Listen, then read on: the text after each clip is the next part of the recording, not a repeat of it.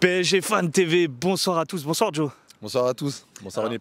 Ce soir c'était la 5e journée, c'était face au Bayern, déplacement chez eux, malheureusement la défaite. Est-ce que tu t'attendais à ce résultat et au jeu proposé par Luis Enrique? Je m'attendais à ce résultat dans le sens oui et non, parce que je m'attendais en fait honnêtement à ce qu'on en prenne plus. On a pris 1-0, c'est un score que je trouve plutôt flatteur vu ce qu'on a concrètement proposé. Je dirais que la vraie mauvaise nouvelle, c'est ce carton rouge en fait de Dembélé, parce que moi je pars du principe que c'est surtout les matchs de Salzbourg et Stuttgart qui vont compter, et malheureusement on perd un de nos atouts majeurs pour la prochaine rencontre. Alors tu t'attendais à une défaite, ça veut dire que le Bayern Munich est supérieur à nous malgré qu'ils ont des difficultés en Ligue des Champions?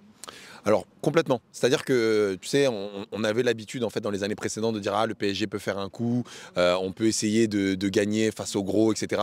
Sauf que maintenant, ça fait maintenant 2 ans que ça n'existe plus. En fait, quand il y a une hiérarchie footballistique et la hiérarchie elle est respectée. Et je pense qu'aujourd'hui, malheureusement, c'est assez triste. On voit en fait que contre les gros, on n'existe pas. On n'est pas fort, on est faible.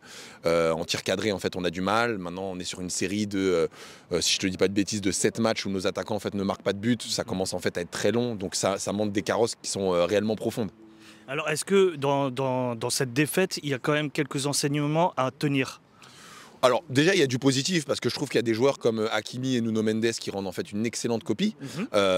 Pacho et Marquinhos qui ont été plutôt très corrects, donc on voit quand même qu'on a une défense qui est à un très haut niveau.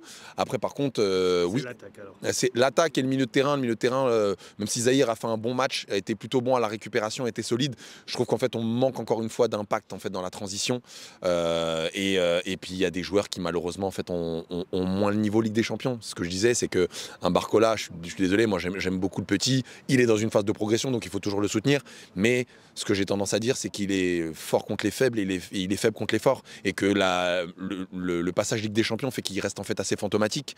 Ruiz qui confirme en fait en étant mauvais, Vitinha qui prend plus autant de risques, et Joao qui est plutôt bon mais qui est dans un milieu en fait qui n'a pas confiance et qui est compliqué, donc il y a quand même des enseignements, et cette fois-ci il y avait peut-être d'autres choses à tenter tactiquement, contrairement à ce qu'on a fait dans les autres matchs, parce que moi par exemple j'étais le premier à dire qu'on ne pouvait pas tomber sur Enrique quand tu vois que tu tapes 30 tirs et que tu encadres 0, c'est les joueurs qui prennent pas leurs responsabilités, c'est pas des choix tactiques. Là ce soir t'as que 11 tirs, t'en encadres certes que 3, t'es jamais vraiment dangereux. Certes le rouge te met assez dedans et Dembélé je lui en veux, parce que autant le deuxième jaune c'est pas de sa faute, parce que pour le coup je pense qu'il n'y a rien. Mais commence pas à rentrer dans les paroles, etc. On n'a pas besoin de ça. Mais voilà, tactiquement, je pense qu'il y avait d'autres coups à tenter. Peut-être faire rentrer Ramos plus tôt, mettre Dembélé en faux neuf, c'était pas forcément une bonne idée. Donc je pense que voilà, il y avait d'autres choses à mieux tenter et demander aux joueurs en fait d'un peu plus pousser. Alors dernier mot sur notre milieu de terrain. Qu'as-tu pensé un petit peu de cette complémentarité entre les 4 joueurs? C'est quasiment rare, enfin c'est assez rarement qu'on voit 4 milieux. Comment tu les perçois? Je suis content que tu me poses la question, parce que je pense qu'ils n'avaient vraiment pas leur repère. C'était un coup tenté par Enrique. Je pense que ce soir, ça n'a pas payé, ou très peu, parce qu'on n'a pas non plus eu la possession du ballon. On a vu énormément de mal à la relance, et du coup, offensivement, je ne nous ai pas trouvé en fait très bon pour aller chercher nos offensifs. Je pense que Ruiz, qui est un peu en dessous en fait des 3 autres, a desservi en fait le collectif de manière générale. Il est lent, balle au pied, il est mauvais à la récupération, il se cache, donc pas bon. Vitinha, ça l'a fait jouer très bas, donc il avait encore moins de repères, il jouait limite 6 alors qu'il est meilleur en fait dans un apport offensif. Et en plus le paradoxe, c'est qu'ils étaient 4 au milieu, mais ils n'arrivaient même pas en fait à apporter des solutions quand un avait le ballon. C'est-à-dire que quelqu'un comme Vitinha peut avoir le ballon, 3 défenseurs sur lui, et t'as personne en fait derrière qui pouvait proposer, alors qu'ils sont censés jouer un peu le surnombre. Donc vraiment non, en tout cas c'était pas ce soir-là où il fallait le tenter, je pense sincèrement, sauf si le but d'Enrique c'était de tenir un peu ce match nul, mais concrètement voilà, le Bayern a quand même déroulé son jeu. Tu vois, on finit, j'en souriais en parlant avec Steph en me disant tiens, première mi-temps, c'est pas si dégueu, on a 6 tirs, 3 cadrés.